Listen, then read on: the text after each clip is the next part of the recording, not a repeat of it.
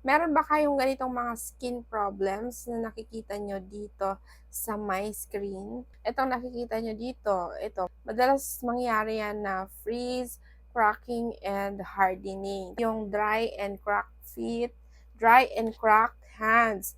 Ito, nakikita ko karamihan sa mga gamit na gamit yung kamay. Katulad ng mga construction workers, ayan, madalas nagkakaroon sila ng mga, tawag sa amin, mga batal. Tapos yung dry legs, nakikita mo sa mga legs natin na parang may mga bitak-bitak siya. So, meron ako dyan solution dyan, Mi. Gamitin mo lang itong Nicor White Vaseline Brightening Cream.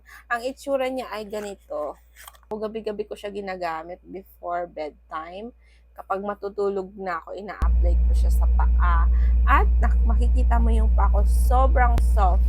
Yung crack heels ko nawala yun, tapos naging pinkish siya, lumambot siya. As you can see dito sa before and after, kapag meron kayong mga ganyan na problems, like yung parang nag-flakes na skin, super dry, kaya niyang mawala yan. Real user feedback yan dito sa product na to. Wala kasi akong ganyan, so hindi ko sa inyo mapapakita. Ang feedback ko dito, since ginamit ko siya ng 4 nights, napalambot niya yung mga crack heels ko. Very minimal lang kasi yung dry skin dito sa crack heel ko, pero napasmooth niya.